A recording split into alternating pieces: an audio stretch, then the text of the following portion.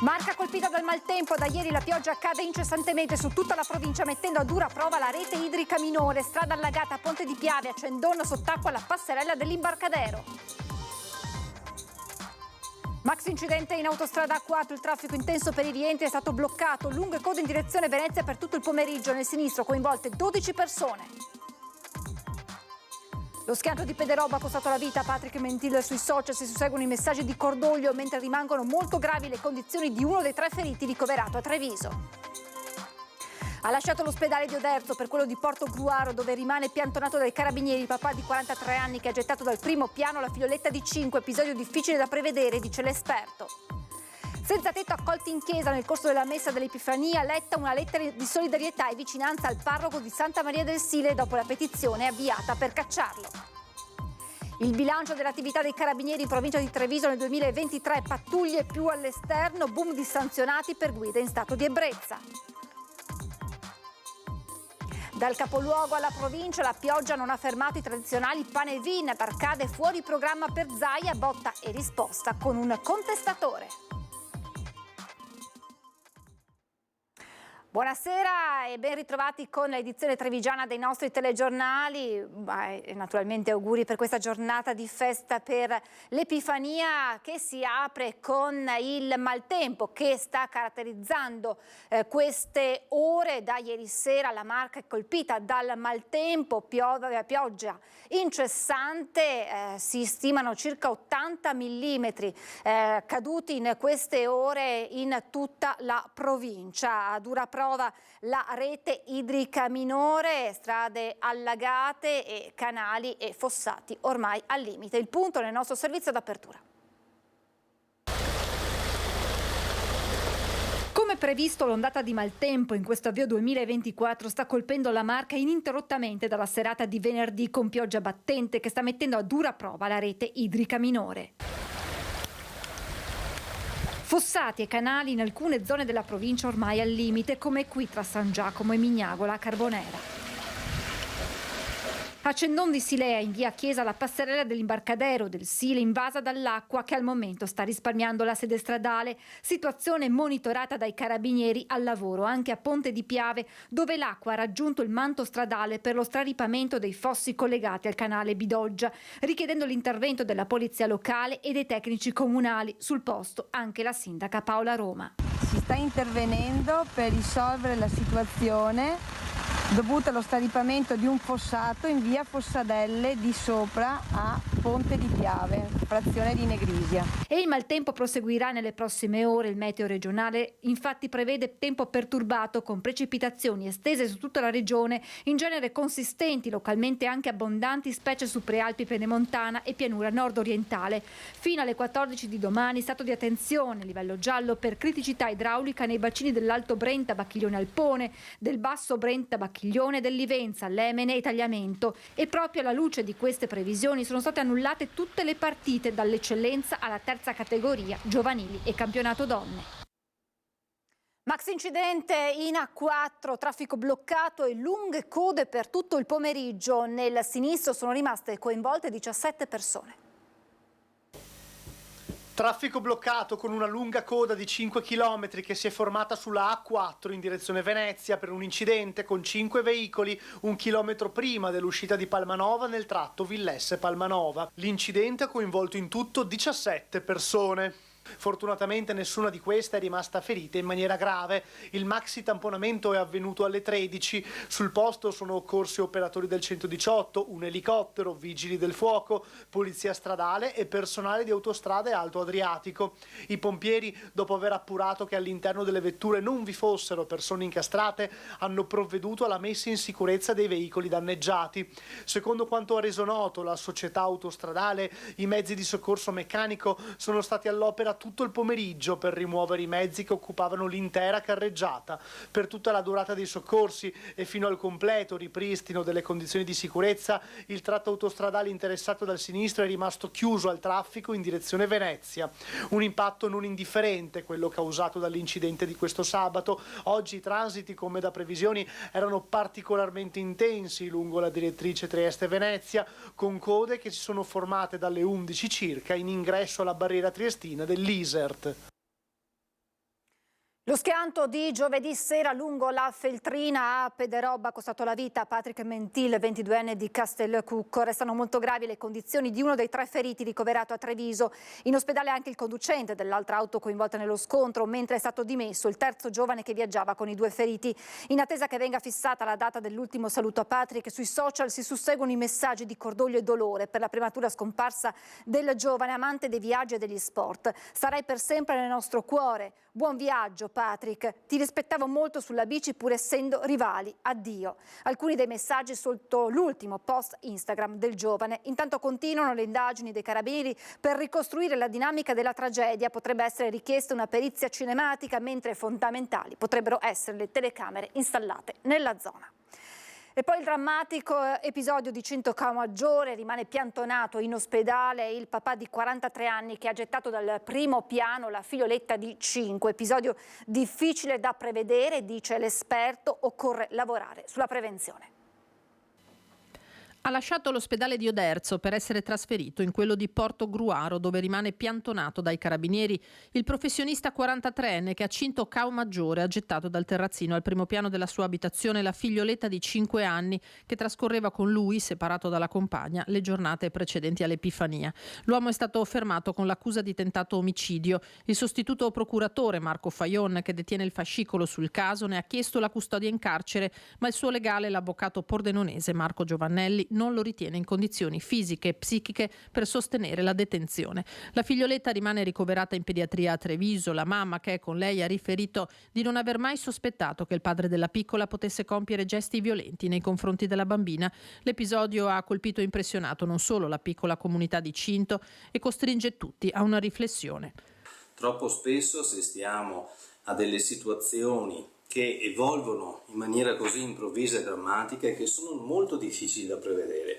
Qui ci possono essere diverse cause che hanno fatto evolvere questo episodio. Una di queste può essere una tendenza depressiva di questa persona o dei malesseri importanti che hanno fatto sviluppare poi una tendenza a dipendere forse in ambito affettivo, e quindi nel momento in cui queste situazioni tendono ad avere un'evoluzione negativa e quindi a cessare un rapporto importante come può essere il legame matrimoniale, purtroppo si crea un vero breakdown della persona e quindi una caduta verticale del sistema dei valori che possono portare anche ad una fase delirante. Non dobbiamo essere punitivi, sebbene la rabbia sia tanta, ma rispetto alle persone che in questo momento stanno soffrendo ma non sono aiutate da nessuno, dobbiamo cercare di fare veramente prevenzione. Questo fa la differenza. Il bilancio dell'attività dei carabinieri nel 2023, il 10% in più di ore di presenza in esterno, boom di sanzionati per guida in stato di ebbrezza. Violenza sulle donne, guida in stato di ebbrezza, furti in casa sono i fronti che hanno tenuto maggiormente impegnati nel 2023 i carabinieri della provincia di Treviso, secondo i dati contenuti nel bilancio dell'anno appena trascorso. 400 i reati da codice rosso, a riprova di un costante aumento di segnalazioni e interventi su questo fronte. 419 invece i conducenti sorpresi al volante dopo aver bevuto e sanzionati, quasi un centinaio in più rispetto al 2022. Un anno che viene definito emergenziale dall'Arma, quello appena terminato. 925 infatti gli incidenti rilevati solamente dai carabinieri, che sulle strade tra la gente sono rimasti oltre 68.000 ore, una presenza in esterno del 10% in più rispetto ai 12 mesi precedenti. 5.275 le persone denunciate, 316 gli arresti. Quanto ai furti in abitazione, più di 2.600 quelli denunciati ai carabinieri nel 2023, mentre sono in lieve calo le truffe online, 3.700. 80 le scuole in cui i carabinieri hanno svolto svolto lezioni di legalità, una settantina gli incontri con gli anziani per metterli in guardia dai raggiri. L'impegno per il 2024, commenta il comandante provinciale, il colonnello Massimo Ribaudo, è di proseguire nella quotidiana dedizione al servizio delle laborose comunità trevigiane per coglierne ansie, bisogni e aspettative di sicurezza.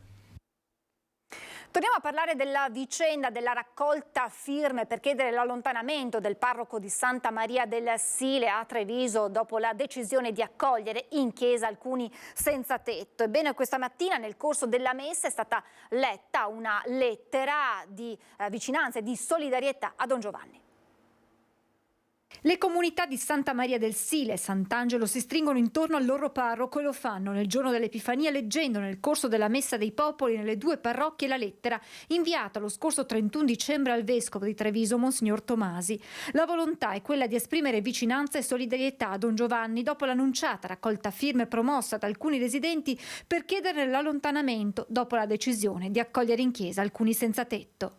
Riteniamo questa iniziativa un attacco destino ad una persona, invece di un confronto con la comunità. La lettera firmata dal Consiglio Pastorale, da Caritas, dai volontari dei dormitori e da altri membri delle comunità ripercorre le tappe di questa accoglienza condivisa con diocesi e comune. Una decisione nata dopo la notizia della morte nella notte tra il 1° e 2 dicembre del 30enne indiano che aveva trovato riparo nel parcheggio dell'Appiani.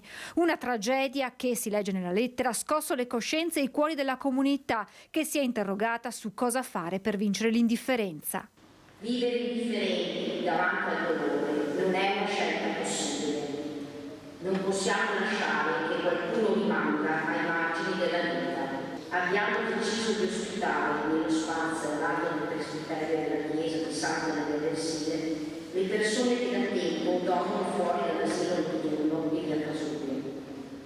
Siamo quindi impegnati a predisporre lo spazio in modo adeguato e dignitoso. La scelta della nostra comunità nasce dalla mancanza di una risposta adeguata e continuativa alla realtà delle persone senza fissa dimora e da anni ci interferisce. La missiva ricorda la lunga storia di vicinanza che la comunità ha sempre dimostrato verso chi vive ai margini sin dal 1990 attraverso diverse iniziative e che si è ulteriormente consolidata con l'arrivo di Don Giovanni. Ci stupisce e ci amareggia l'attacco a Don Giovanni perché non considera che siamo una comunità abituata a confrontarsi serenamente su queste decisioni, in dialogo con le istituzioni per cercare una risposta adatta. Alla fine un invito al vescovo Tomasi. La invitiamo nella nostra comunità chiedendole di condividere la nostra storia e di aiutarci a percorrerla. Noi, Consiglio Pastorale e Gruppo Caritas, volontari del dormitorio, continueremo a sostenere sempre Don Giovanni. Don Giovanni sorride, nessun commento sulla lettera, ma solo un grazie a tutti rivolto ai fedeli, poi un chiarimento sul numero effettivo di persone attualmente ospitate in chiesa.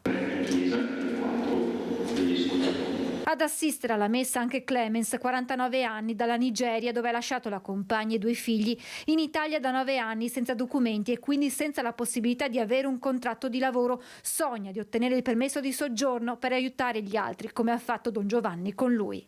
Com'era la tua vita prima di entrare in questa chiesa? Dove dormivi? Dormivo in un campo perché non avevo i documenti. Poi è stato un via vai tra Caritas e via Pasubio. Era molto complicato, una sfida. Prima che incontrassi Giovanni, parroco, gli ho raccontato tutto e alla fine ho ricevuto assistenza e accoglienza. Quanto è bella una comunità cristiana così varia e colorata, così vitale e fraterna. E quanto ha detto il vescovo di Treviso, Monsignor Michele Tomasi, nella celebrazione che ha visto riunite questa mattina in Duomo molti fedeli di numerose lingue e provenienze geografiche per la solennità dell'Epifania, la festa della manifestazione del Signore Gesù a tutte le genti. Presenti autorità civili e militari, tra cui il sindaco di Treviso Mario Conte, il presidente del Consiglio Comunale Antonio Dotto. Nessun riferimento dal vescovo al caso di Santa Maria del Sile, ma un appello al dialogo tra mondi diversi ma vicini, più diretto. Don Bruno Baratto, direttore dell'Ufficio Diocesano di Pastorale delle Migrazioni, che ha chiesto non solo alle istituzioni ma all'intera comunità di custodire insieme la dignità di chi arriva oggi da noi. Torniamo alla cronaca. La serata di ieri con i vigili del fuoco intervenuti per un'auto finita rovesciata nel fossato in via Zecchina, Quinto di Treviso, leggermente ferito l'autista. I pompieri arrivati da Treviso hanno messo in sicurezza l'auto, mentre l'autista, uscito autonomamente, è stato assistito dai sanitari del SUEM sul posto i carabinieri per i rilievi del caso. Voltiamo pagina, la pioggia non ha fermato il tradizionale pane vin di Arcade con un fuori programma che ha visto protagonista il presidente Zaia. Ufficialmente acceso il 57esimo pane vin di Arcade. 57esima edizione dello storico pane vin di Arcade, il più grande della marca, che si è acceso nonostante la pioggia. Noi non potevamo rompere la tradizione, che è quella di accendere il pane vin di Arcade il 5 sera, e quindi siamo qui. Qualcuno l'ha rimandato, noi no, non siamo temerari, siamo tradizionalisti, questa è la tradizione. Come da tradizione, accensione affidata al sindaco Domenico Presti e al presidente del Veneto Luca Zaia, protagonista di un botta e risposta a distanza dal palco con un cittadino. Il 2023 ci ha dato la pedemontana, 2024 l'autonomia. Ciao, eccolo qua. Sei Sodomona! Sei un mona! Vabbè dai, ma siccome non ti piace la pedemontana, rifiuta di usarla. Archiviato il fuori programma, lo spettacolo è continuato, tutti con gli occhi all'insù per vedere immortalare in una foto la direzione delle faville. Io spero bene comunque. Ma insomma, qui adesso le faville dove stanno andando? Stanno andando verso Mattina. Quindi? Hanno gramo. Sì, hanno gramo, prendiamo il sacco e andiamo a Farina. Speriamo che cambi magari più tardi e che sia un 2024 che sia propenso a esiti positivi. Nonostante la direzione verso est e quindi la prospettiva di un anno complicato, resta la magia del pane vin e di una tradizione che non si ferma anche con il maltempo. Le tradizioni si rispettano. Le tradizioni dobbiamo mantenerle? Sì. È una tradizione, siamo venuti anche con la pioggia. È la mia prima volta ed è bellissimo. Panevin in provincia, ma Panevin anche nel capoluogo. Con le immagini andiamo nel quartiere di San Paolo. Quanto alle polveri sottili, la pioggia ha evitato picchi significativi di smog nell'aria. La gente è tabarata in questa gelidissima serata, ma io che sono qui vicino mi vado a riscaldare il panevino. Tutta la gente è tabarata in questa gelidissima serata, ma io che sono il panevino mi vado a riscaldare il panevino. È stata festa comunque, malgrado la pioggia, nella sede degli scout di Borgofuro, nel quartiere di San Paolo, a Treviso, dove si è bruciato un piccolo ma significativo pane vin che ha catturato l'attenzione di grandi e piccini. Osserviamo attentamente dove va il fumo. Noi speriamo che vada dalla parte giusta per questo 2024, che sia per soldi, infatti. Chi sotto l'ombrello, chi sotto i gazebo allestiti appositamente, l'Epifania è stata celebrata poi per tutti pizza, cioccolata calda e vin brûlé. E l'immancabile incontro con la Befana, che ha lasciato il segno delle sue mani sporche di carbone anche sul viso del sindaco Mario Conte. Ho fatto San Pellaio, Selvana, Fiera e adesso arrivo a casa mia a San Paolo. E non ho bevuto dappertutto. Perché no, sono anche in macchina, dai, devo dare il buon esempio. Però ci tenevo ovviamente a venire qui a San Paolo nel mio quartiere per ringraziarvi per aver comunque tenuto in piedi questa tradizione nonostante il tempo che non ci ha dato scampo quest'anno, però insomma è importante ritrovarsi. Credo che i bambini qua sono tutti buoni, quindi solo dolci. Un po' di carbone al sindaco, poco però, è stato buono anche lui. Però ci tenevo davvero tanto a ringraziarvi perché... Ti do anche un tocchetto intero. Guarda, questo quando... Adesso non manca tanti scherzi. Oltre a San Paolo, nel capoluogo sono stati accesi anche i panevin di San Pelaio, Selvana, Fiera, Sant'Antonino e Sant'Angelo, mentre alle Case Piavone a Sant'Artemio si è preferito annullare l'evento. La pioggia ha evitato un picco persistente di polveri sottili rimaste, secondo i dati rilevati dalla centralina ARPAV di via Lancieri da Novara, quella più vicina al centro, entro la soglia limite dei 50 microgrammi per metro cubo, mentre in strada Sant'Agnese, zona San Giuseppe, botti e falò hanno contribuito a far rilevare alle 23 un picco intorno agli 80 microgrammi, subito abbattuto dalle abbondanti precipitazioni. Per noi le tradizioni sono importanti e proprio per questo che da sempre autorizziamo i falò tradizionali, ma limitandoli uno ad ogni frazione. Facendo così siamo certi di dare ai cittadini la possibilità di condividere una tradizione con convivialità insieme a tutti gli altri. Replica così il sindaco di Villorba Francesco Soligo, lo psicologo Mirko Casteller, che ha attaccato i comuni che hanno vietato i panevin dell'Epifania citando Villorba. Quest'anno, in virtù di un tavolo tecnico tenutosi con la provincia, tutti noi sindaci abbiamo aderito alle richieste che si sono state fatte per calmierare l'inquinamento da PM10. Il comune di Villorba non ha vietato né cancellato i falò rituali, tanto che a Fontane il falò programmato per ieri sera è stato rinviato causa condizioni meteo a sabato 13 gennaio. Sono pienamente d'accordo, la tutela della salute del cittadino a 360 gradi prima di tutto, ma dobbiamo comunque avere un occhio di riguardo anche all'ambiente. In occasione dell'Epifania, i vigili del fuoco di Treviso si sono recati presso il reparto di pediatria dell'ospedale Cafoncello di Treviso per portare i regali della Befana ai bambini ricoverati. Il maltempo ha impedito di utilizzare l'autoscala per consegnare i doni, modalità che avrebbe di certo destato lo stupore e la curiosità dei piccoli. Ma la missione dei pompieri è stata portata comunque a termine. A consegnare le tanto attese carte è stata Arianna Parolin, vigile del fuoco del comando di Treviso, che travestita per l'occasione ha donato un sorriso e tanta felicità a chi in questo momento è costretto al ricovero ospedaliero. Ci fermiamo per la pubblicità tra pochissimo. Rieccoci in diretta, secondo giorno di saldi in Veneto. Ieri e oggi assalto all'outlet di Noventa di Piave, ma il servizio navetta evita pesanti disagi al traffico. 26.000 presenze all'outlet di Noventa di Piave nel primo giorno di saldi, altrettante all'Epifania, come dimostrano le numerose macchine nei parcheggi. Venerdì qualche coda in uscita al casello dell'A4 e lungo la bretella San Donà Noventa, situazione che con il passare delle ore si è normalizzata. Rallentamenti anche stamattina all'ingresso dell'area commerciale, ma sicuramente sono un lontano ricordo i pesanti disagi al traffico degli anni scorsi, e questo grazie al servizio navetta dalla zona industriale. Le navette sono molto utilizzate e servono sostanzialmente per evitare problemi di traffico e di parcheggio, quindi raccomandiamo l'utilizzo della zona industriale di Noventa di Piave, che è molto facilmente accessibile, e poi il centro è raggiungibile appunto col servizio navetta. Oltre a questo, per evitare disagi nelle giornate di maggior afflusso, è stato prolungato l'orario di apertura dei negozi dalle 9 alle 21. Si guardano le vetrine alla ricerca del capo tanto desiderato. Si stima una spesa media di 100 euro a testa. Numerosi veneti, ma girando tra i negozi si incontrano tanti stranieri in vacanza in Italia per le festività natalizie. Le nostre province, quelle del Triveneto, che ci sono più affezionate, quindi sia lato Friuli che lato Veneto in particolare, e poi i paesi d'oltreconfine. Le migliaia di presenze dimostrano come i saldi siano ancora un periodo dell'anno atteso per l'affare migliore, nonostante resti sempre acceso il dibattito sull'opportunità di posticiparli. Riteniamo che sia difficile che poi con un inizio dei saldi troppo posticipato le persone facciano anche acquisti di capi importanti di cui fondamentalmente non avrebbero più bisogno, quindi va bene tenerli a gennaio e a luglio secondo noi. È stato realizzato da una studentessa del liceo artistico di Treviso l'immagine di copertina scelta dall'inserto alla lettura del Corriere della Sera in uscita domani.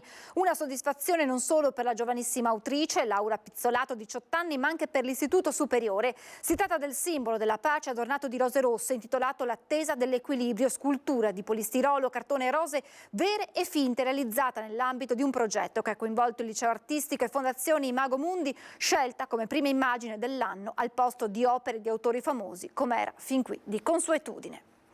Festa a San Biagio di Callalta per un compleanno speciale, 102 anni della signora Luigia, che ha ricevuto gli auguri anche della prima cittadina. Tanti auguri a te, tanti auguri a Luigia, tanti auguri a te.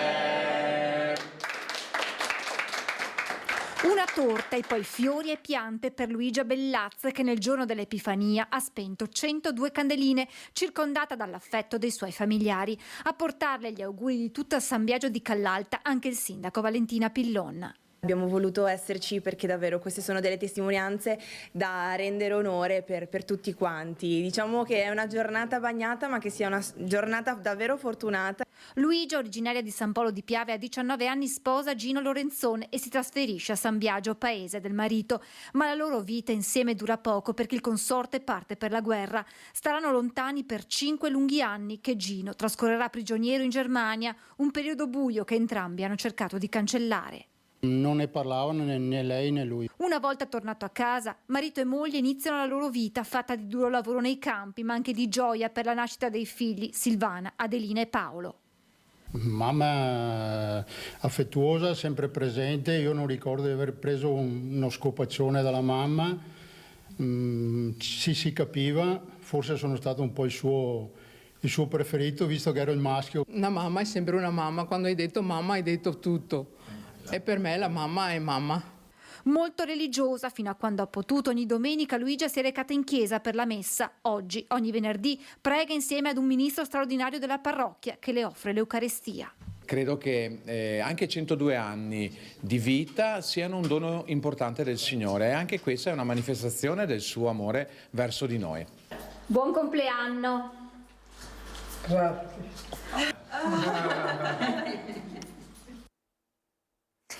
Giornata da sempre di festa, quella dell'Epifania, ma come la trascorrevano i nostri padri, i nonni e in qualche caso anche i bisnonni? Grazie al nostro archivio per la rubrica La nostra storia vi riportiamo al 6 gennaio 1986 con un giovanissimo gruppo folcloristico trevigiano che portava la Befana agli anziani della casa di riposo Menegazzi di Treviso.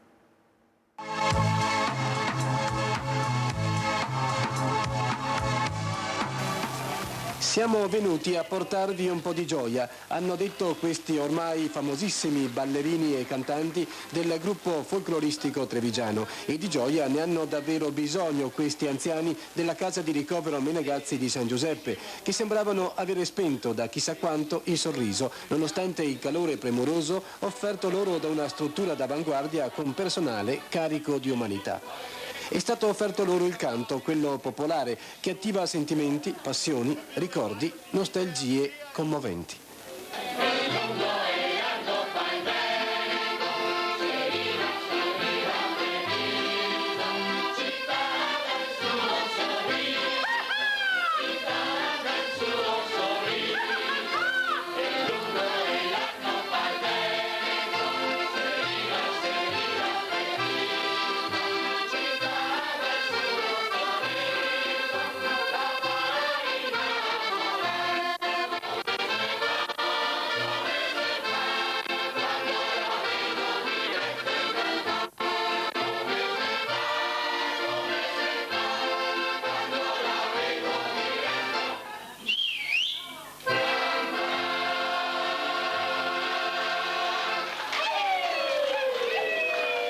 E poi, dopo la parentesi, il saluto, un arrivederci che lascia dentro forse l'amarezza di un altro bel ricordo.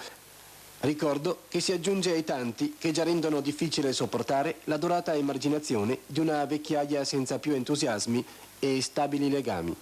La festa è finita. Sono in 180 alla casa di riposo Umberto I di Treviso, anziani come si potrà vedere. Una nostra realtà che oggi ha cercato di far festa.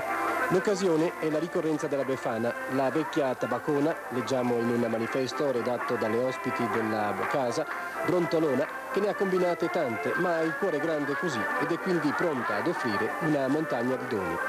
Vecchiaia come simbolo dunque di acciacchi e vizi di carattere, se vogliamo, ma anche come recupero della dignità di una condizione che rischia di trasformarsi in tragedia, peso, inutilità. Befana come mito antico che porta alla speranza della continuità attraverso il dono.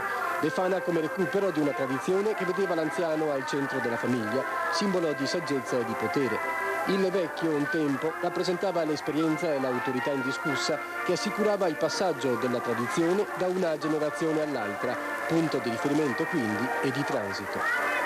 Ci si avvia forse a scoprire un nuovo ruolo dell'anziano. Forse.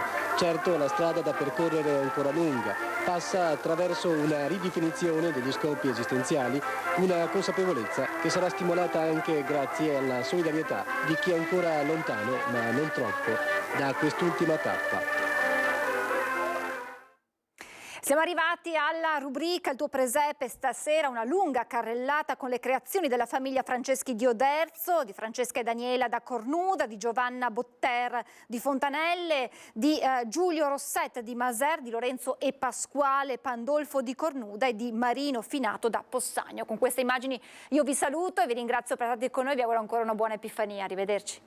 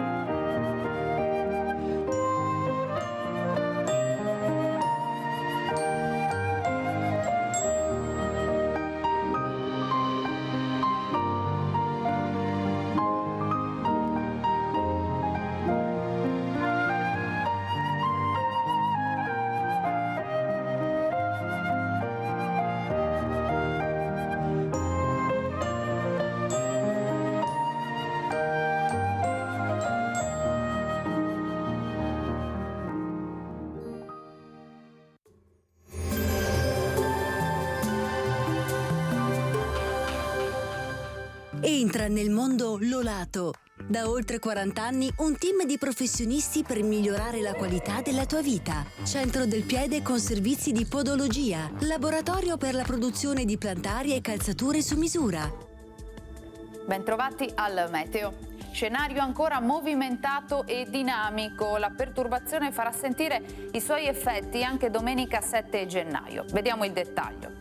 Sul Veneto ancora precipitazioni localmente intense, in diradamento nel corso della giornata e in esaurimento nella notte. Quota neve in calo fino a 700-900 metri sulle Dolomiti, 900-1200 metri sulle Prealpi. Temperature in lieve calo, minime tra 3 e 6 gradi, massime tra 7 e 9 gradi all'incirca. Spostiamoci ora sul Friuli Venezia Giulia. Fino al mattino possibili piogge residue che poi nel corso della giornata cesseranno gradualmente, maggiori schiarite sul triestino. Temperature minime tra 3 e 5 gradi, massime sui 10-12 gradi. Infine diamo uno sguardo al Trentino Alto Adige, dove avremo delle ultime deboli precipitazioni al mattino, forte vento da nord in quota e in alcune vallate. Temperature minime intorno allo 0 o di poco superiori, massime sui 7-8 gradi. Dal meteo di Antenna 3 è tutto, grazie per l'attenzione, arrivederci.